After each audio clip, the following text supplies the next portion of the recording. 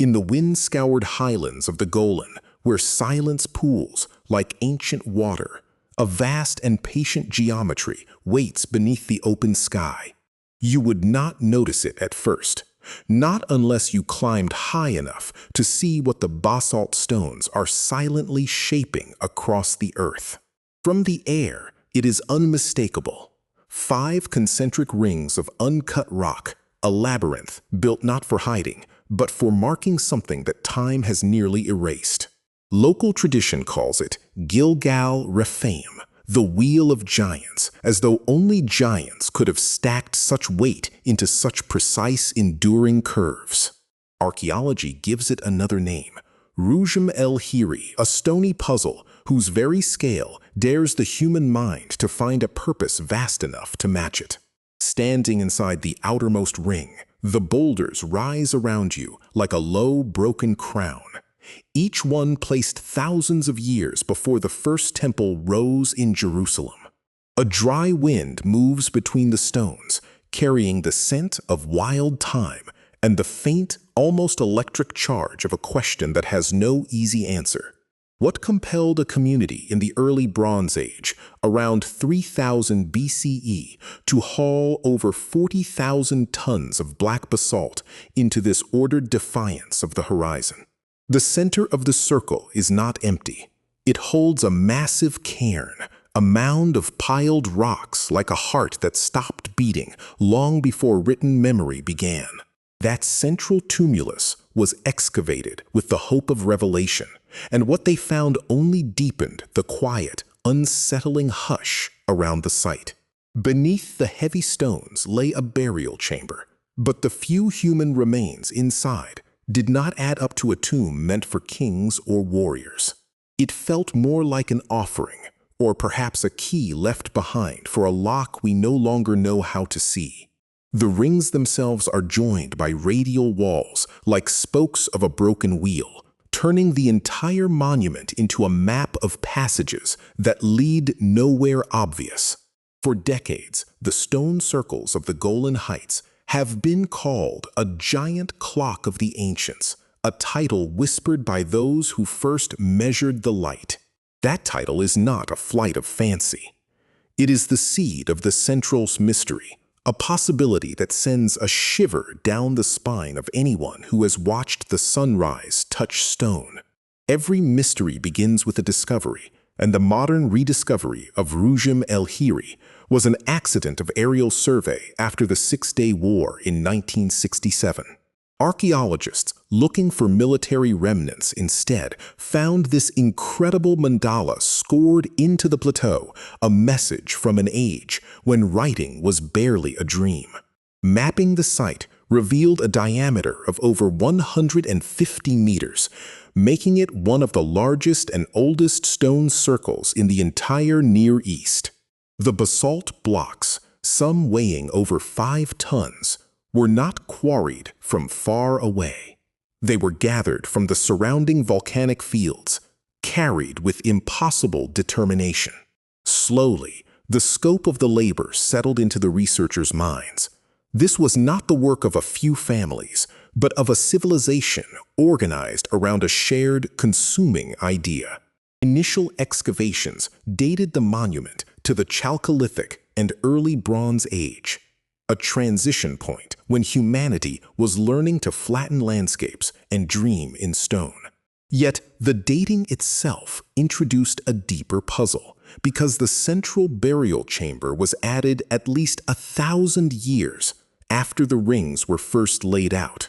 Imagine a structure so sacred or so essential that generation after generation returned to it, maintaining it, reshaping it, long after the original builders had turned to dust.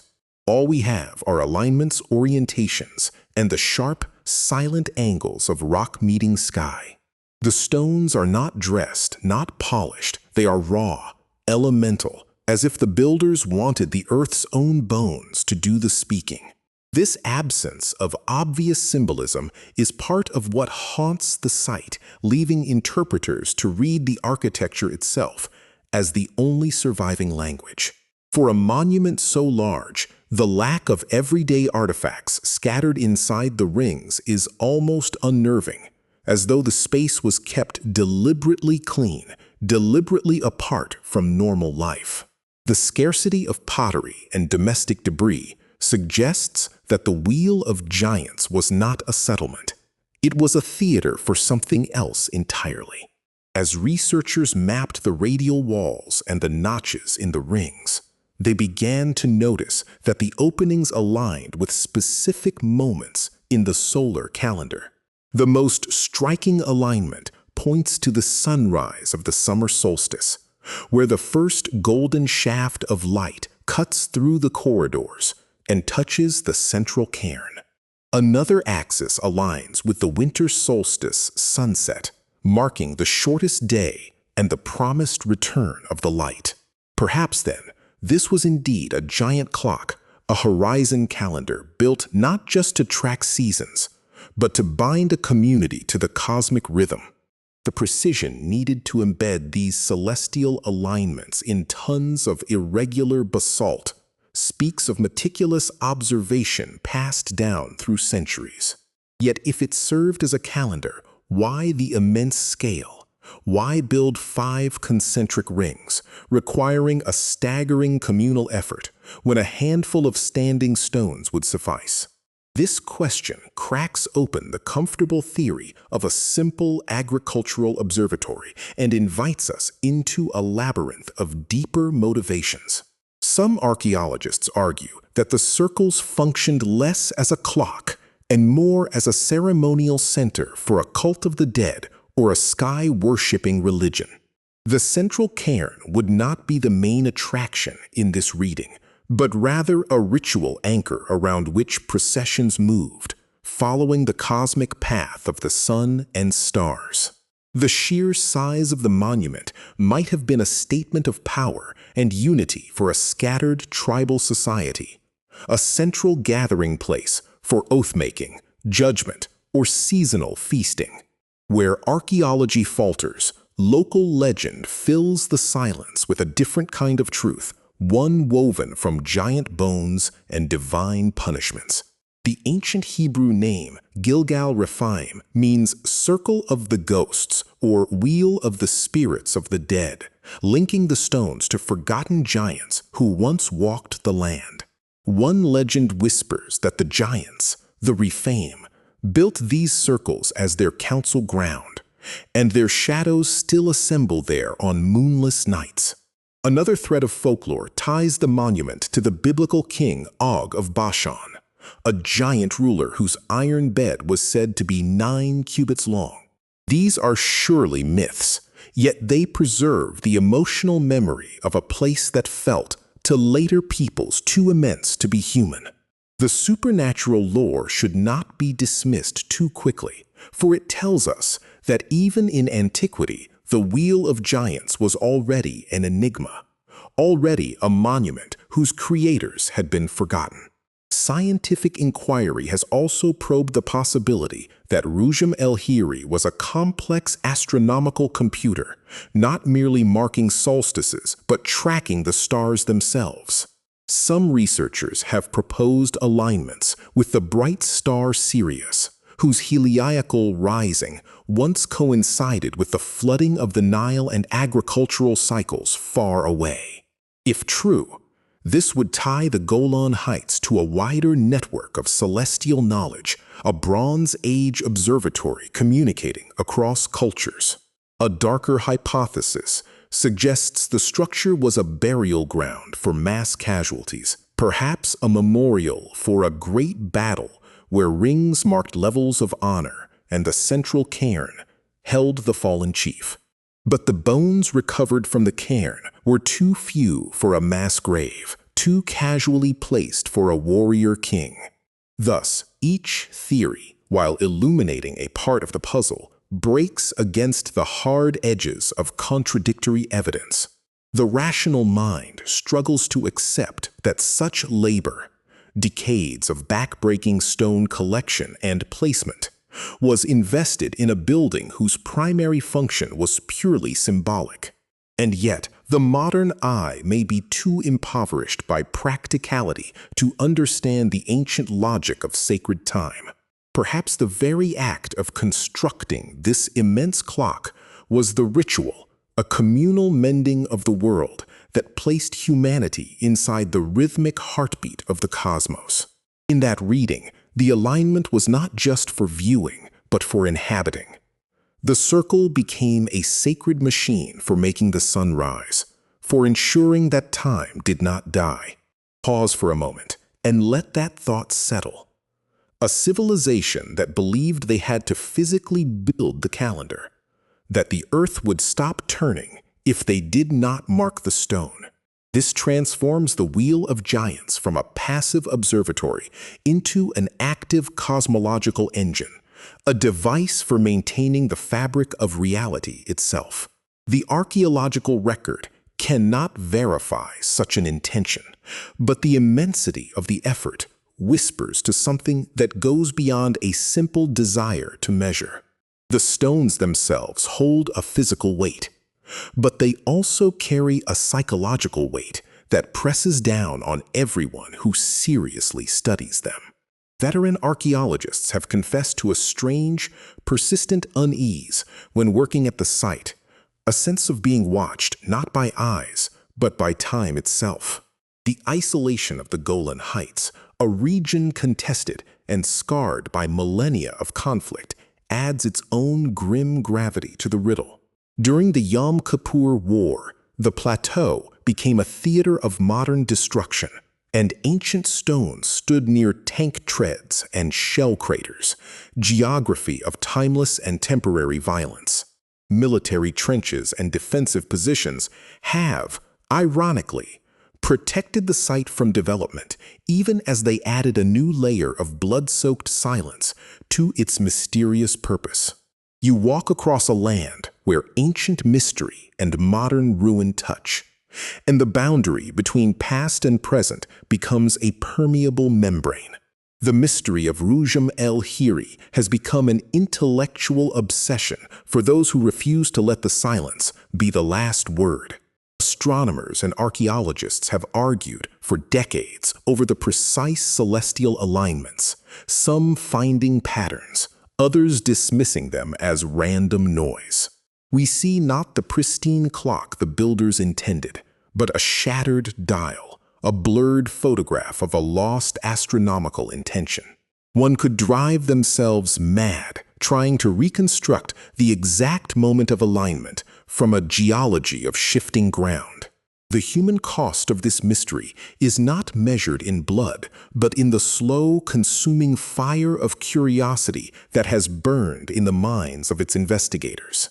Some researchers have returned year after year at summer solstice, spending decades hoping to capture the definitive photograph of the light piercing the cairn. They describe the experience in hushed tones, the cold wind, the mounting tension, and then a fleeting instant of golden geometry before the clouds or the angle shifts and the moment is gone. That instant, if it happened, would feel less like a discovery and more like a communion with the minds who built this place, a silent handshake across 100 generations. But the deeper allure of the Wheel of Giants is not the promise of a solved equation. It is the seduction of a beautiful, unfinished sentence. We are drawn to its incompleteness because our own lives are riddles that demand a cosmic frame, a sense that our short days are embedded in a larger, meaningful cycle.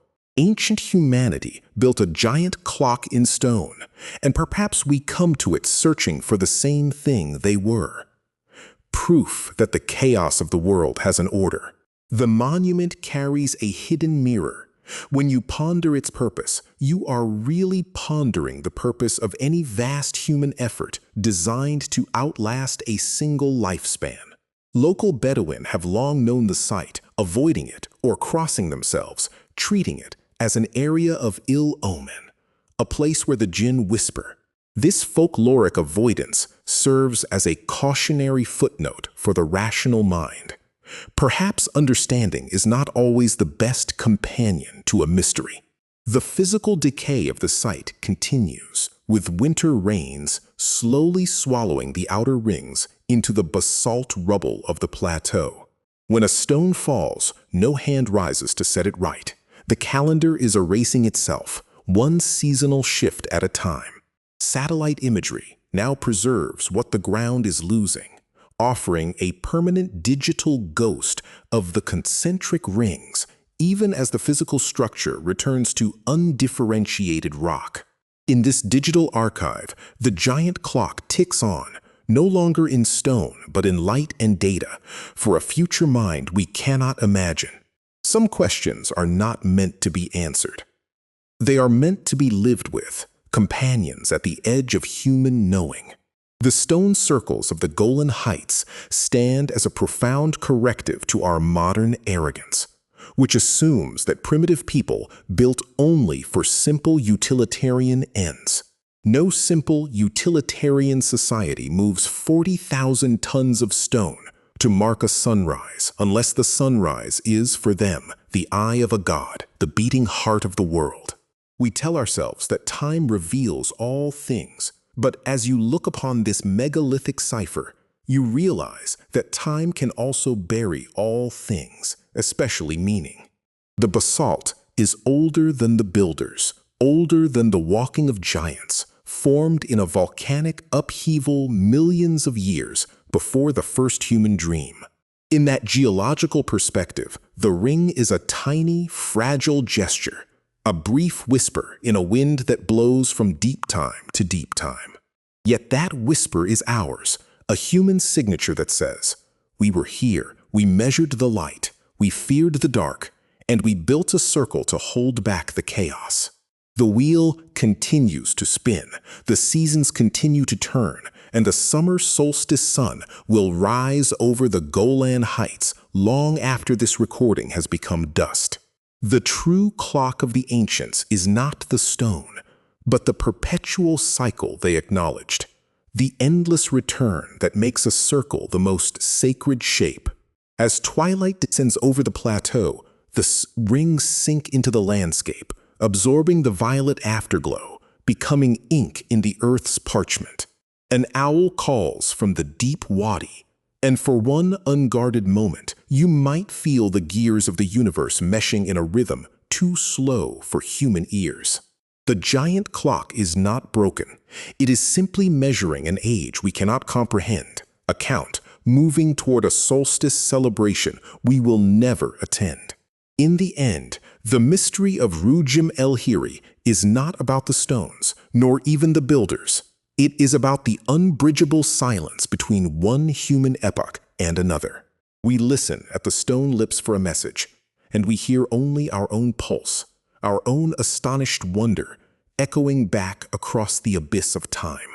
And perhaps that echo, that shared wonder across 4 millennia, is the only message the giant clock ever needed to convey.